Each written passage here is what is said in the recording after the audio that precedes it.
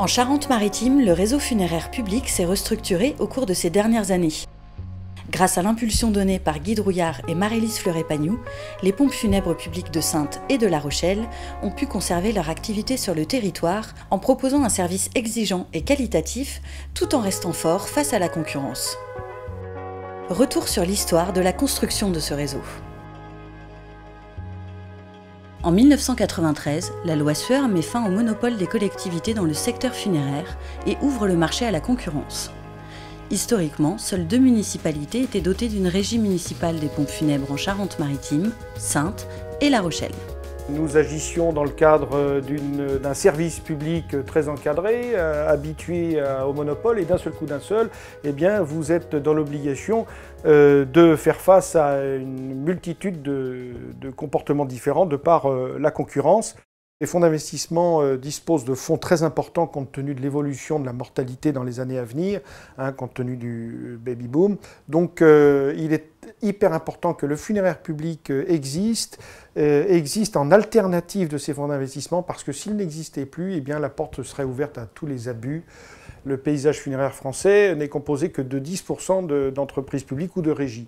Et donc on avait cette chance dans un département d'avoir 2 entités de même nature et qui poursuivent le même objectif. Dans un contexte concurrentiel devenu donc très tendu et face au devoir de mutabilité de la collectivité, Saintes a fait le choix en 2008 de transformer sa régie municipale en société d'économie mixte, ou SEM. Cela a permis l'extension de son champ d'intervention sur le territoire et le renforcement de son activité, avec notamment des circuits de décision beaucoup plus courts. Une partie du capital de cette SEM, 18%, est détenue par des acteurs privés.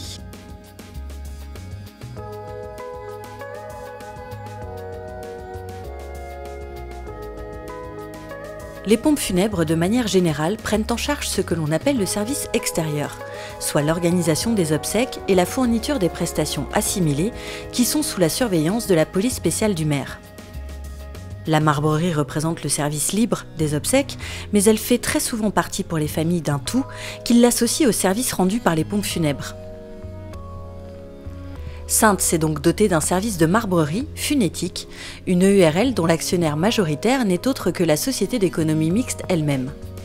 La marbrerie, c'est tout ce qui est travaux de cimetière, donc création de caveaux, de sépultures familiales, de monuments, de poses de monuments, ainsi que tout ce qui a trait autour du cimetière, donc les reprises de concessions, les travaux de columbarium, de sites de dispersion. La naissance de Funétique était une nécessité car nous étions dépendants des autres prestataires qui, à leur guise, disaient oui ou non pour pouvoir exécuter les travaux. Le service de Funétique, c'est d'accepter tous les travaux qui viennent soit de Saintes, soit de La Rochelle. Voilà, en essayant de diminuer le délai au maximum pour pouvoir assurer aux familles des obsèques le plus rapidement possible et dans de bonnes conditions. Nous avons 5 marbriers sur le site de La Rochelle et sur Saintes. On intervient quand même assez fréquemment malgré le nombre de crémations qui augmente. À La Rochelle, c'est aussi pour rester compétitif et maintenir une offre du funéraire public forte qu'en 2012, la mutation de la régie municipale en société s'est opérée avec la création de la société publique locale, la SPL Pompes Funèbres Publiques. Cette structure permet entre autres aux autres collectivités environnantes de La Rochelle de détenir 100% du capital et ainsi de renforcer le réseau du funéraire public autour de La Rochelle.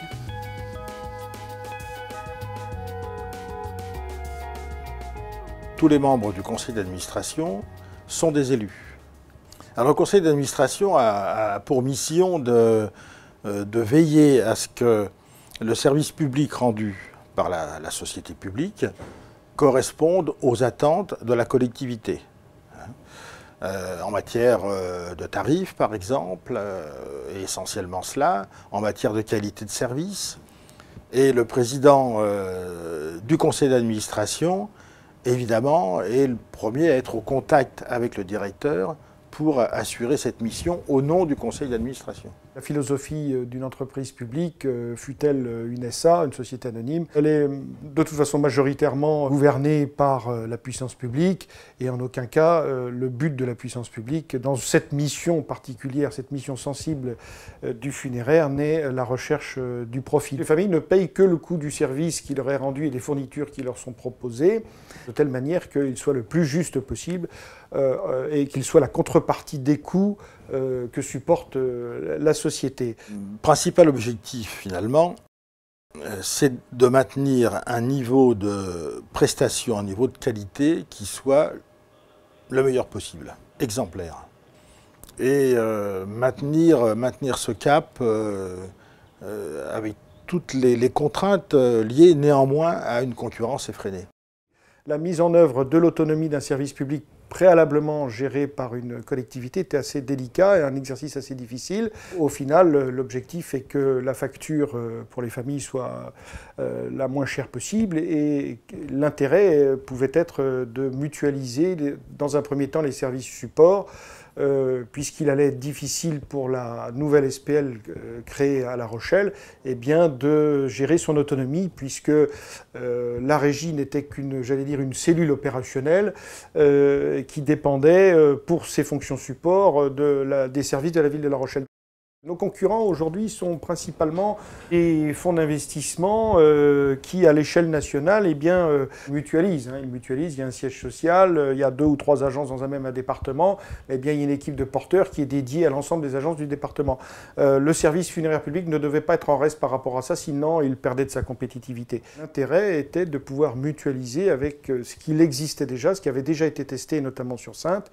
Et en cela, dans un premier temps, la première année, on a mutualisé par le biais de conventions qu'on avait passées de part et d'autre, pour ensuite aboutir à une structure plus sécurisante et plus, plus intéressante en termes de fonctionnement, qui était la création d'un groupement d'employeurs. Et c'est ainsi qu'est née en 2013, octobre 2013 plus exactement, l'association de mutualisation du funéraire public.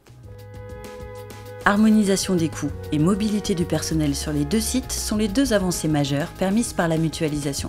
Pour tout ce qui est opérationnel, la partie portage, qualité, ça n'était qu'un bienfait ni plus ni moins, puisque à ce jour, nous étions sur une société avec des gens qui étaient intermittents et des personnes qui étaient de la fonction publique. Par ce biais-là, nous avons pu laisser partir les intermittents en retraite, recruter du personnel beaucoup plus jeune et que nous avons formé un autre modèle. Donc portage à l'épaule, respect du positionnement lors des cérémonies, ce qui nous permet aujourd'hui de reprendre des parts de marché sur notre secteur, puisque nous étions plutôt une entreprise jusqu'en 2014 en légère difficulté, en baisse de parts de marché. Depuis 2 ans, nous avons récupéré 4 points de parts de marché. Principalement dû à la qualité de nos services aujourd'hui. On est reconnu pour notre savoir-faire. Dans un souci de totale transparence et dans le respect des principes du service public, l'administration de l'AMFP demeure composée d'élus locaux dont le rôle de contrôle garantit des bonnes pratiques en matière de gestion budgétaire. Sa gouvernance est composée des élus de Saintes et de La Rochelle qui, à tour de rôle, prennent la présidence, de façon à ce qu'effectivement on ne puisse pas considérer que cette association ou ce groupement d'employeurs appartient plus à l'un qu'à l'autre ou bénéficie plus à l'un qu'à l'autre. Dans mon rôle de président concernant la MFP, je suis là pour voir si les organes dirigeants de la MFP font bien leur travail, c'est-à-dire que gèrent bien le personnel qui est mis en commun et de voir sa rentabilité également. Il y a nécessité pour nous déjà d'une part de préserver le service public, ça c'est notre rôle premier, veiller à une justesse au niveau des tarifs, et ça on s'y astreint avec les conseils d'administration. Le directeur a quand même besoin de savoir en permanence si effectivement les élus le suivent dans telle ou telle démarche. Pierre Malbosc étant président des PFP de La Rochelle, participe au conseil d'administration de la MFP. Nous avons ensemble d'excellentes relations et si jamais nous avons un problème, je pense que le problème sera réglé à 2. On a la même vision du futur sur le funéraire public. L'AMFP a permis la mise en place des fonctions vitales à l'activité des 2 sociétés. les fonctions support. Ressources humaines, paie, comptabilité et recouvrement ont été les premiers services mis en œuvre à Saintes. La mutualisation a surtout permis chez nous à la fois une maîtrise des coûts des fonctions support. Au-delà de ça, c'est que ça permet de professionnaliser les postes. C'est-à-dire qu'on a une comptable qui fait que de la comptabilité, on a une personne qui fait que des payes. Sinon, on aurait une personne qui fera à la fois les payes, le contrôle de gestion et la comptabilité. On voit bien où est-ce que ça mène dans un certain nombre de sociétés quand quelqu'un, sur plusieurs sujets, à un moment donné, on ne peut pas être performant partout. Si on génère un chiffre d'affaires et que l'on fait le travail derrière, mais que l'argent ne rentre pas, il est difficile de payer nos factures, le matériel que nous utilisons pour travailler. Et donc, dès lors, il y a besoin de trésorerie. Et souvent, c'est une partie qui est négligée par les entreprises et la direction a su tout de suite voir l'importance du recouvrement. Donc c'est pour ça qu'aujourd'hui il existe un poste et ce poste est regroupé sur plusieurs sociétés pour des questions de coûts, voilà, dans le cadre de la mutualisation.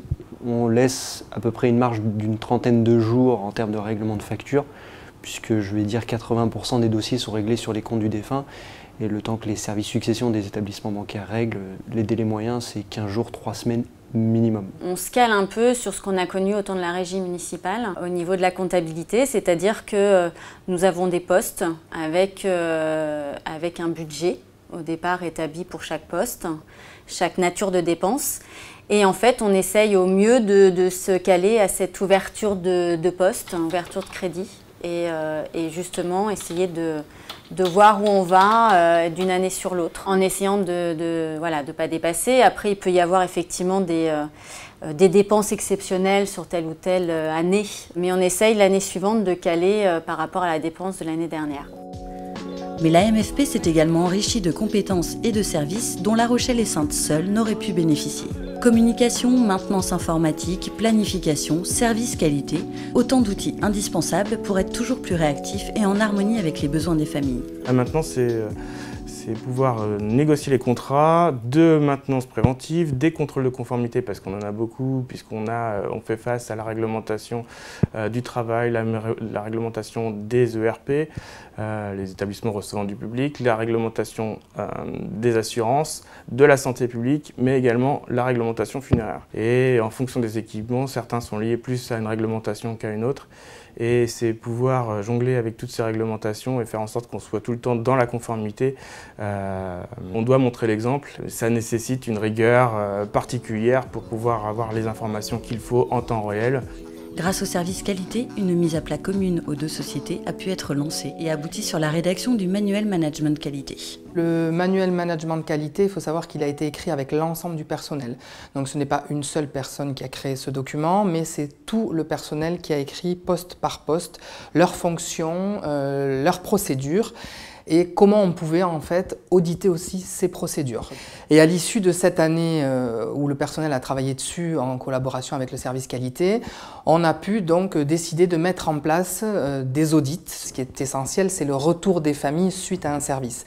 Donc ce questionnaire a été travaillé avec l'ensemble des collaborateurs, la direction est validée et donc depuis ça nous permet aussi d'avoir des retours en interne par le biais des fiches bilan qu'on voit sur lesquelles l'ensemble des collaborateurs peuvent mentionner ce qui a amélioré dans le service et donc ensuite il y a une comparaison entre cette fiche bilan qu'on voit et la fiche qui revient donc des familles qui est l'indicateur principal. On voit ce qui a péché ou pas. L'usager se sent concerné par ce qu'il a vécu et donc on a environ plus de 30 à 35% de réponses, qu'elles soient positives ou qu'elles soient améliorées, mais en tout état de cause, les familles répondent. L'expérience se développe sur le terrain.